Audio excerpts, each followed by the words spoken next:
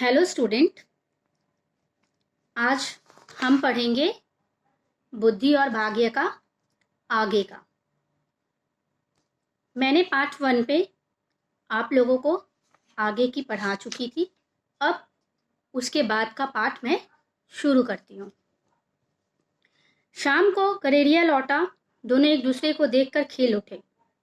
गडेरिया के पैरों में अब एक और बेशकीमती खड़ाऊ का जोड़ा था। यह देखकर सौदागर को आश्चर्य की सीमा ना रही।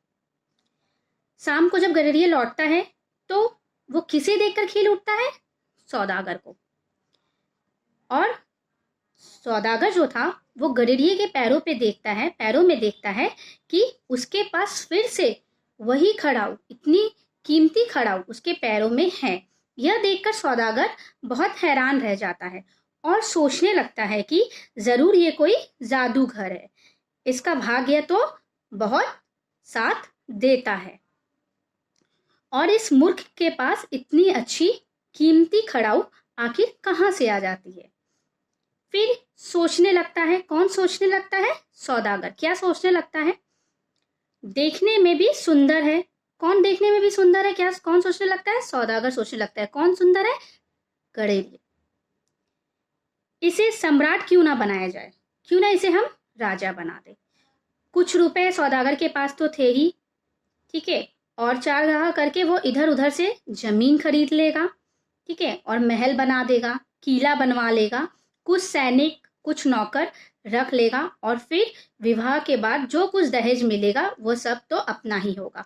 सौदागर ऐसा सोचने लगा कि दहेज में उसे जो भी कुछ मिलेगा वो सब उसका ही होगा। तो वो मन ही मन सोचने लगता है कि गडेरिया को क्यों ना राजा बना दूं और सौदागर के देश के जो सम्राट है उसकी पुत्री से इसका विवाह करा दूं।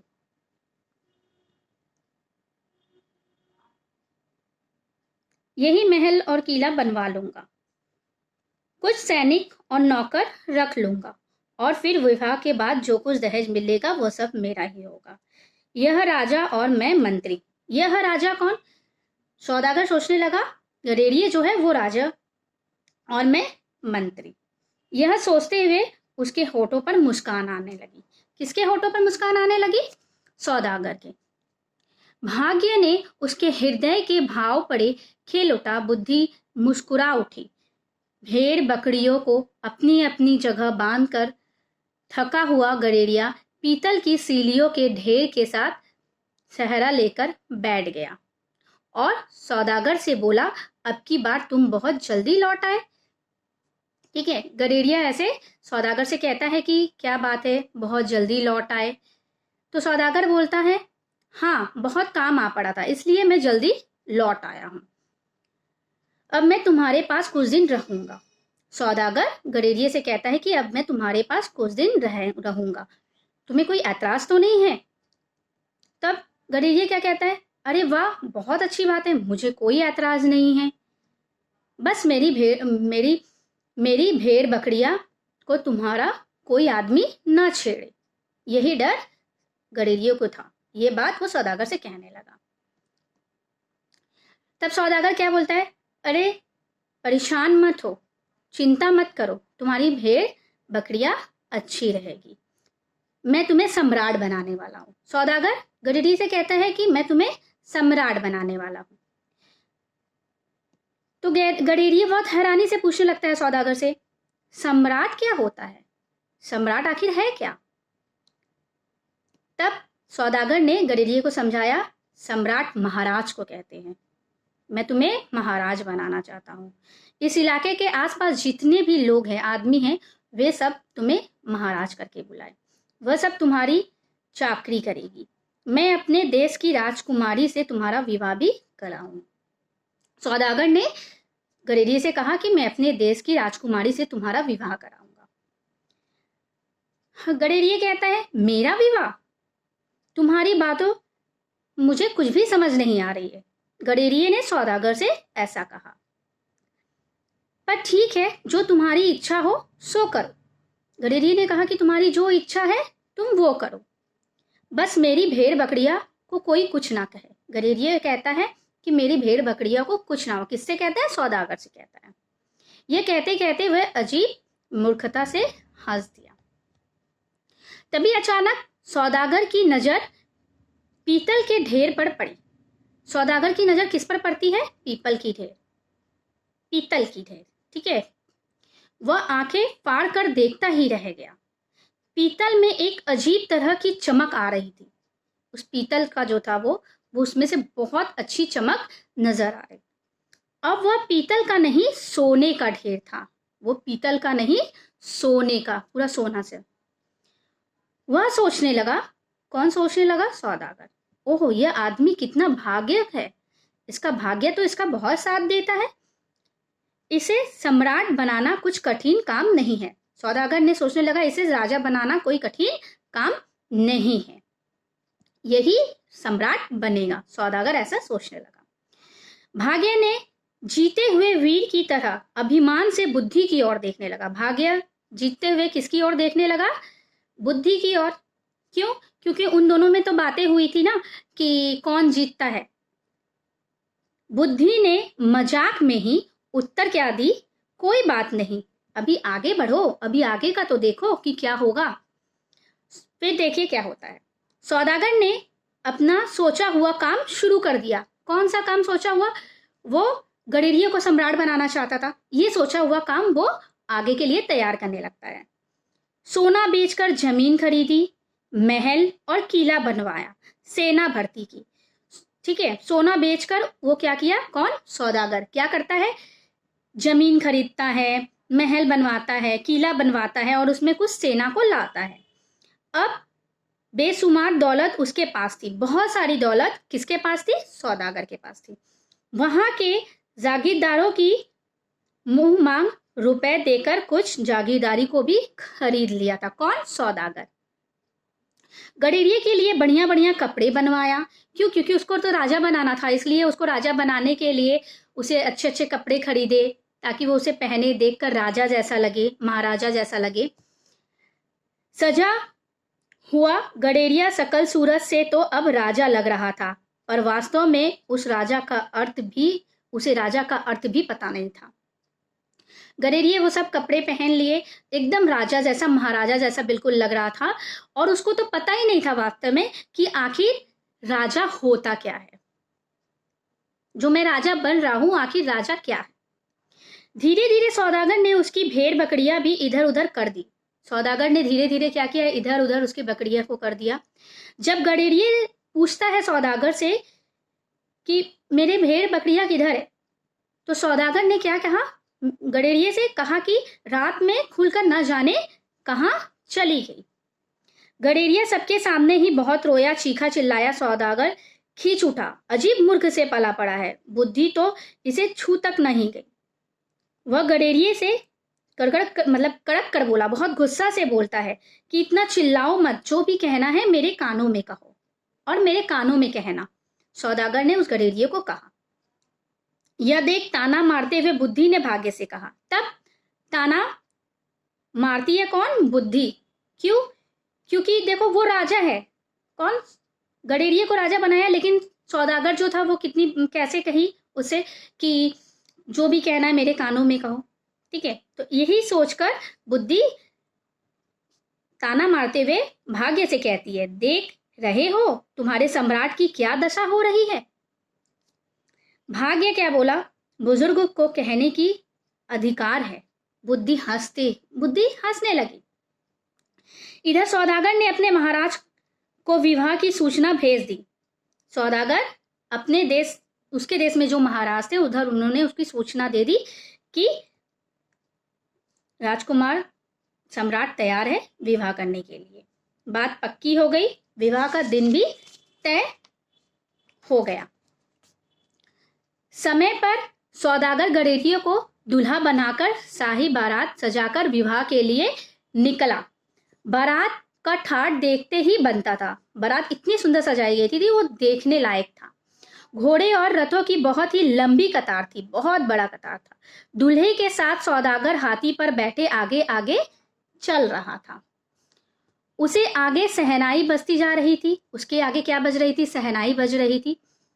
लड़की वालों ने भी जोरदार से उनका स्वागत किया, जो बारात आई थी उनका स्वागत किया। पर यह सब देख गडेरिया बहुत परेशान हो गया। उसने सौदागर के कान में कहा। किसने? गडेरिये ने। ये लोग क्यों आए हैं? कहीं मुझे पकड़ने तो नहीं है आए हैं? कहीं मेरी जो भेड़ बकरियां थी इनके खेतों में चढ़कर कुछ नष्ट तो नहीं की थी, इस कारण मुझे ये लोग पकड़ने तो नहीं आए हैं? ऐसा बात गडेरिये ने किससे कहा? सौदागर से कहा। स्वागत करने वालों में से महामंत्री ने सौदागर से पूछा, जो जिस बाराती को स्वागत किए जा रहे थे वहां के जो लड़की वाले थे उनमें से महामंत्री ने सौदागर से पूछा, क्या सम्राट ने कुछ हमारे लिए आदेश दिया है? सौदागर ने कहा, हाँ, हमारे सम्राट का कहना है कि स्वागत में आए हुए प्रत्येक आदमी को 10-10 सोने की मोहरे इनाम में दिए जाए। ठीक है, मतलब कि जो गडेरिये जो सम्राट बना है वो उसने आदेश दिया है कि हमारे जितने भी बाराती आए हैं उनको क्या दिए जाए? प्रत्येक आदमी को 10-10 सोने की मोहरे इनाम में दिए जाए। चारों ओर सम्राट की जय जय के नारे गूंज उठे। कौन से सम्राट की? गडेरिया, जो सम्राट बना था। भाग्य ने ठस लगते हुए बुद्धि की ओर देखा। बुद्धि शांत भाव से बोली, पर यह सब तो सौदागर की मेहरबानी से हुआ है ना, क्योंकि मैंने सौदागर का साथ नहीं छोड़ा। सौदागर के सहारे मैं और तुम अपनी अपनी मंजिल की ओर बढ़ रहे हैं। सही बात है, अपनी अपनी मंजिल की ओर बढ़ रहे हैं। इस कहानी के अंत में हमारी हार जीत का फैसला होगा। ये कहानी के अंत में ही बुद्धि और भाग्य का फैसला होगा। बात आगे बढ़ी, बारात की अगवानी हुई, दावत का रंग जमा, दावत खिलाना गया, खाना पीना हुआ। फिर रात को भवरे बढ़ी। भावरे के बाद दूल्हा बना गडेरिया चित्रशाला में चला गया। वह बहुत परेशान था, डर के मारे उसका बुरा हाल था। वह बार बार सोचता, आखिर ये सब हो रहा है क्या? मैं फिजूल सौदागर के चक्कर में पड़ा। बार बार गडेरिया सोच रहा था, आखिर ये सब क्या हो रहा है? मैं बेकार में ही इस सौदागर के चक्कर में फंस गया। आधी रात को गडेरिया को पायलों की रुनझुन की आवाज सुनाई पड़ी। किसे? गडेरिया को। पायलों की रुनझुन ने गडेरिया के मन में बेहद डर भर दिया। एकदम सा डर गया गडेरिया, कांप भी उठा। उसने बचपन में भूत प्रेतों और डाकनियों की कहानियां सुनी थी कि वह रात के समय आकर लोगों को मार डालती है। ये सब चीजों से वो डर गया। ठीक है, उस गडेरिया ने बचपन में ये सब कहानियां सुना था, जिसकी वजह से वो ये सब डर गया। उसने अनुभव किया कि वह आवाज और निकट आती जा रही है। मतलब वो जो आवाज आ रही थी वो और भी पास आती चली जा रही है। निकट मतलब और भी पास आती चली जा रही है। कुछ देर बाद किसी ने कमरे में दरवाजा को खटखटाया। उससे और वो डर गया। कौन? गडेरिया। वो भय से पीला पड़ गया, उसका दम फूल गया। अपने बचने का अब उसे कोई भी उपाय सूझ नहीं रहा था। वह लपका और खिड़की के नीचे छलांग लगा दिया डर के मारे। अब उसकी मौत नजदीक थी, क्योंकि उसने खिड़की से छलांग लगा दिया। किसकी वजह से? डर की वजह से। तभी बुद्धि ने भाग्य से कहा। तब बुद्धि भाग्य से कहती है कि इसे बचाओ, तुम्हारा सम्राट मौत के मुंह में जा रहा है। क्योंकि वो जंगला से कूद गया और खिड़की से कूद गया, इसलिए बुद्धि भाग्य से कहती है कि बचाओ, वो मौत के मुंह में जा रहा है। भाग्य चुपचाप खड़ा था, उसकी समझ में कुछ नहीं आ रहा था। वह झुंझलाकर बोला, क्या करूं, अजीब मूर्ख से पाला पड़ा है। तुमसे बन पड़ता है तो तुम ही इस मूर्ख को मरने से बचाओ, मैं अपनी हार मान लूंगा। भाग्य ने क्या कहा? मेरा पाला इतने मूर्ख से पड़ा है, मैं इसे कुछ नहीं कर सकता। बुद्धि, अब तुम ही इसका हल निकाल सकती हो, तुम ही इसको बचा सकती हो, मैं हार मान लूंगा। किसने कहा? भाग्य ने बुद्धि से कहा कि भाग्य हार मान लेगा। तथास्तु, ऐसा ही हो, यह कहकर बुद्धि गडेरिया के दिमाग में घुस गई। बुद्धि के आते ही ऊंचाई से धरती को देख गडेरिया ने सोचा, नीचे गिरकर मरने से क्या लाभ है, और फिर राजमहल में डाकनियों का क्या काम है। तभी वह खिड़की को छोड़कर कमरे में वापस लौट आया। ठीक है, वो खिड़की पे खड़ा था, मरने के लिए जा रहा था, पर मरा नहीं। वो ये सब सोचने लगा कि राजमहल में कहाँ से डाकू आ जाएगा, कहाँ से कोई भी चीज। तो वो ये सोचने लगे, वापस आ गया। क्यों? क्योंकि उस गडेरिया के अंदर कौन घुसा था? बुद्धि आ गई थी, उसको समझ आ गया था। तभी वह खिड़की को छोड़कर कमरे में लौट आया। फिर उसे ध्यान आया, जिसके साथ रात को मेरी भावड़े पड़ी थी, उसके पैरों में भी ऐसी ही आवाज आ रही थी। हो सकता है मेरी दुल्हन ही मुझसे मिलने आई हो। गडेरिए क्या सोचा कि मेरी ही दुल्हन मुझसे मिलने आई है। वो अपने पैरों पे जो पायल पहनी थी वो उसी की ही आवाज है। ओ, मैं कैसी मूर्खता करने जा रहा था, कैसी बेवकूफी करने जा रहा था। धीरे धीरे सारी कहानी उसके दिमाग में घुसने लगी। किसके दिमाग में? गडेरिए के दिमाग में। अब उसने हंसते हुए द्वार खोल दुल्हन का स्वागत किया। दोनों खेल उठे। गडेरिए को समझ में आया और उसने अपना दरवाजा खोला और अपनी दुल्हन को देखा और दोनों के दोनों खेल उठे। कौन? गडेरिए और गडेरिए की दुल्हन। दूसरी ओर भाग्य बुद्धि के सामने अपनी हार मानकर सिर झुकाए खड़ा था। दूसरी ओर क्या हुआ? भाग्य हार गया, बुद्धि जीत गई। तो इस कहानी में हमें क्या सीख मिलती है? इस कहानी में हमें यह सीख मिलती है कि अगर भाग्य है तो हमें बुद्धि की भी बहुत जरूरत है। अगर बुद्धि ना हो तो सब कुछ बेकार है। भाग्य के साथ साथ हमें बुद्धि की भी बहुत आवश्यकता है, बहुत जरूरी है। इसलिए हमें दोनों के साथ चलना है।